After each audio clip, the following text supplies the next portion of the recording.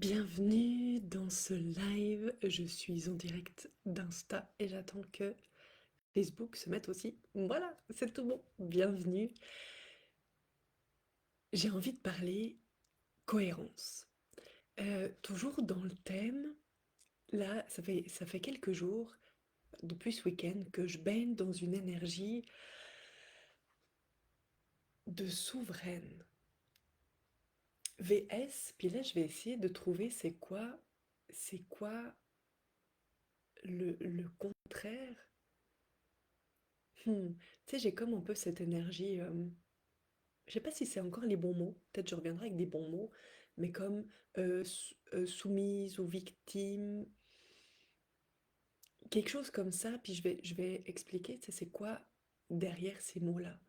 Parce que la souveraine, tu sais, c'est celle qui s'affirme, c'est celle qui est en contact avec ce qui a du sens à l'intérieur d'elle, et puis qu'elle agit dans la matière, dans le monde, dans le sens de ce qu'il habite.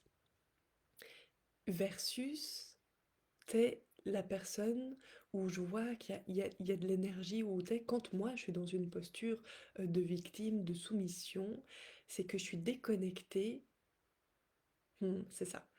C'est que je suis pas nécessairement déconnectée de ma vérité, de ce qui a du sens, mais néanmoins, j'ose pas l'affirmer.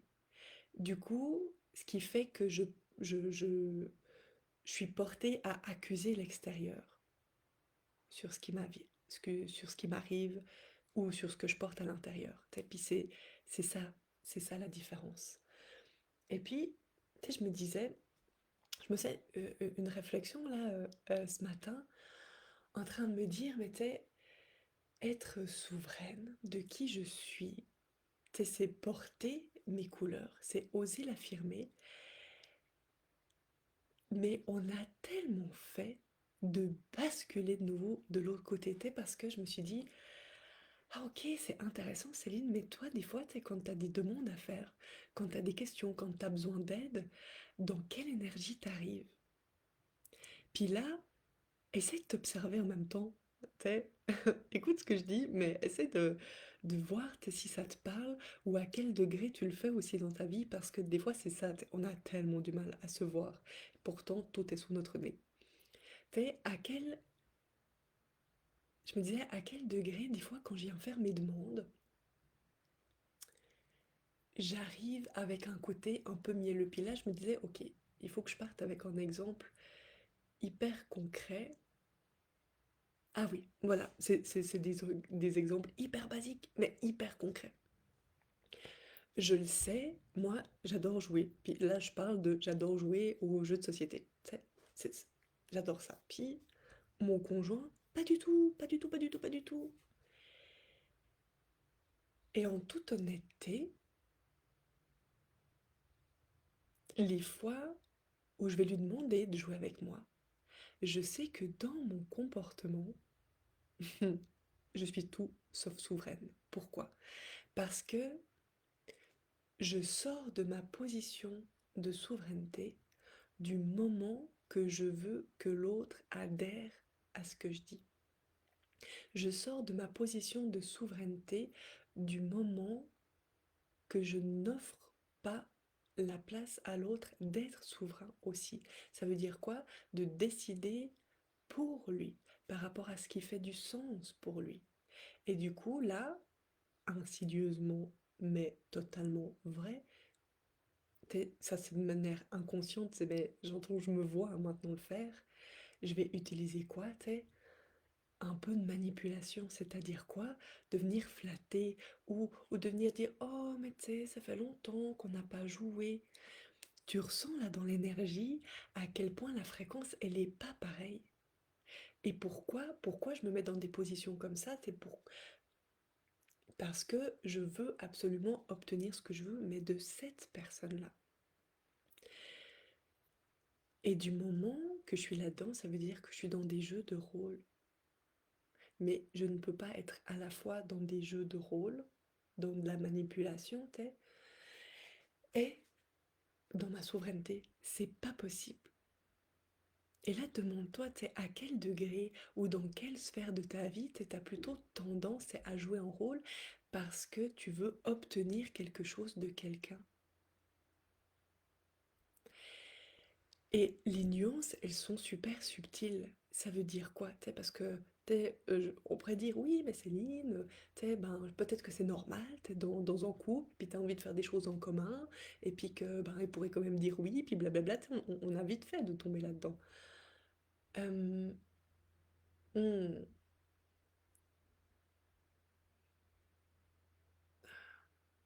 comment je vais amener ça? Mais de remarquer que l'angle de vue, ouais, c'est ça, c'est ça.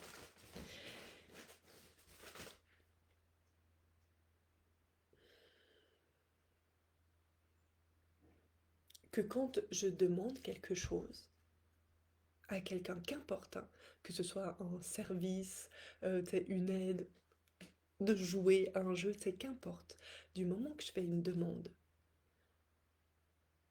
et que j'ai une attente et que du coup, je sais que j'ai une attente ou dans le sens c'est que ça me ferait caquer que cette personne me dise non, et ben là, ouit, je peux glisser dans ce comportement-là. Parce que j'oublie que sur notre planète, nous sommes 8 milliards et que je mets tous mes espoirs dans une seule personne. Et c'est ça la problématique. Parce que là, je peux jouer.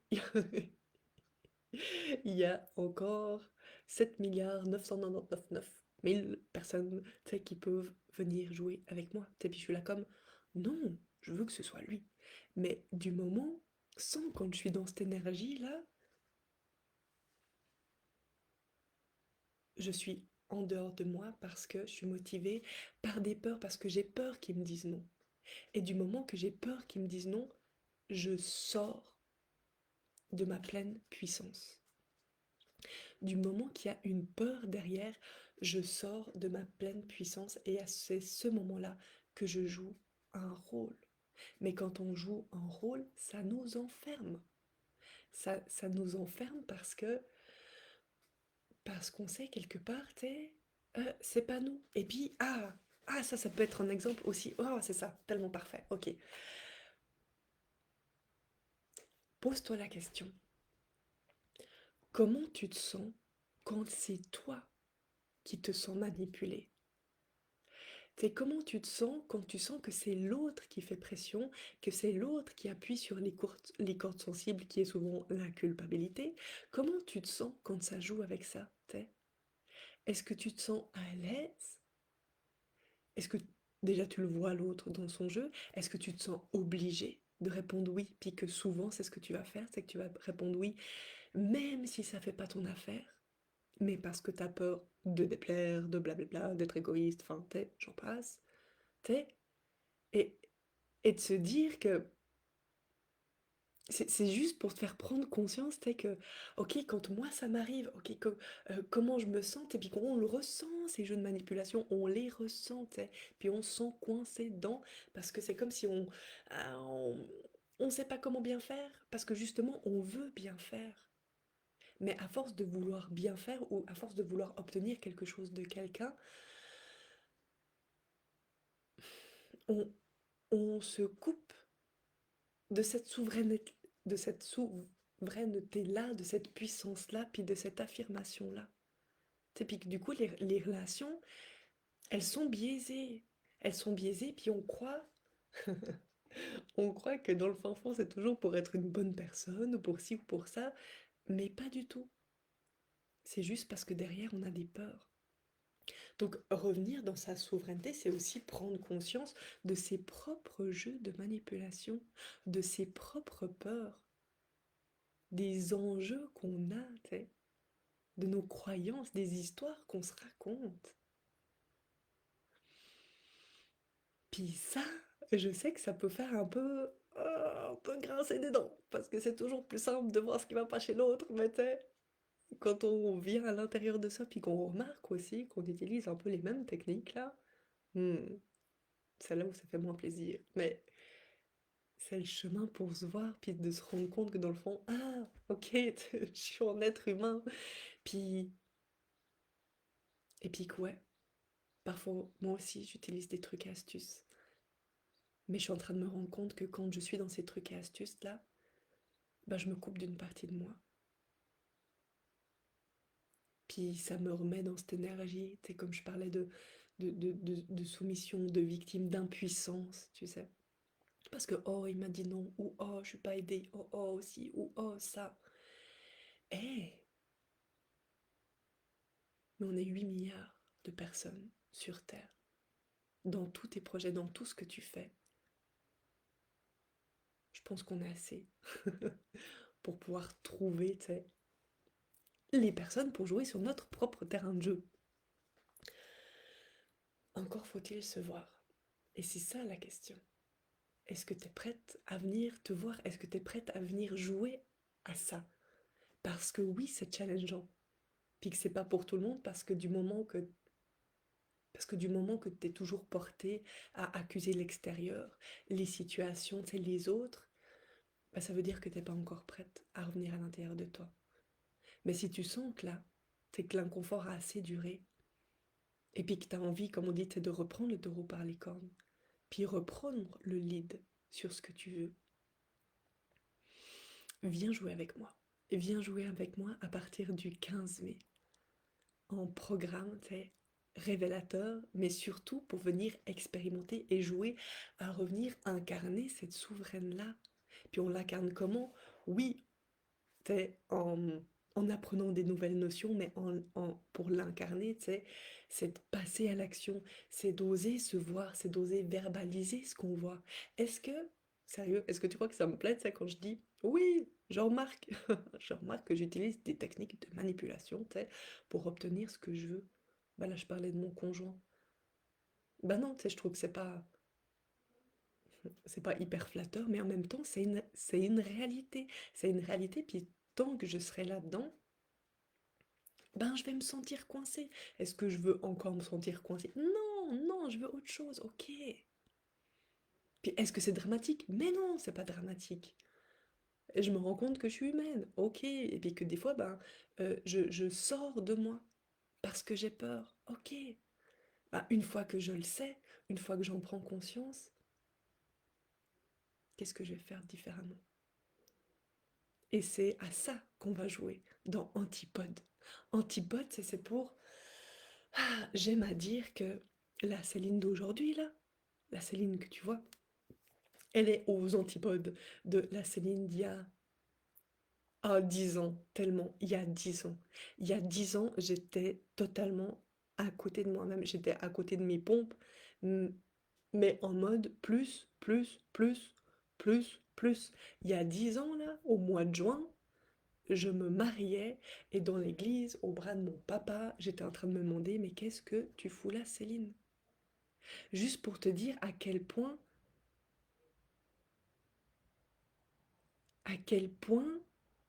je m'étais engouffrée dans mes peurs, dans mon mode pilote automatique, toujours parce que j'avais tellement de croyances puis d'histoires que je me racontais que pour être une bonne fille, pour être quelqu'un de bien, il fallait faire ci, il fallait faire ça, puis machin, machin, et que je m'étais enfermée dans quelque chose qui était aux antipodes de ce qui était bon pour moi.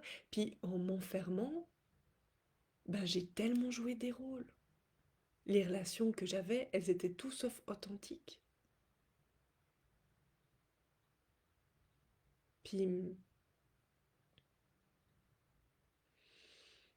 Mmh.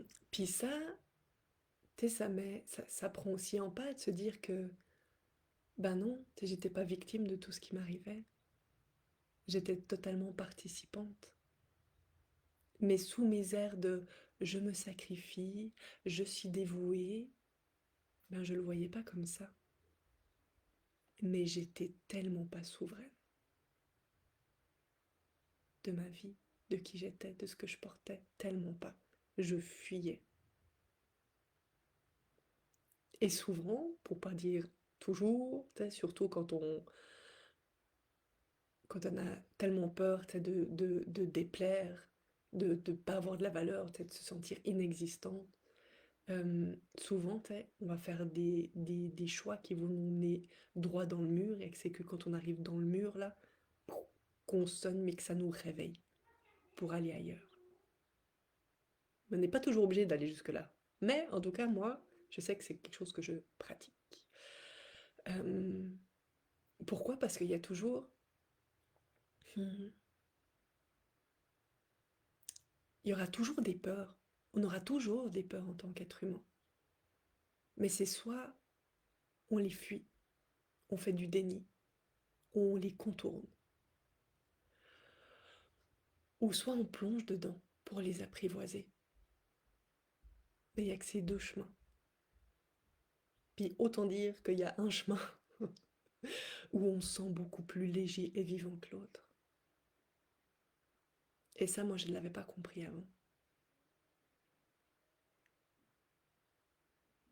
Parce que oui, apprivoiser ses peurs, oui, s'affirmer, ça fait peur. Mais ce qui fait encore plus peur, c'est passer à côté de soi.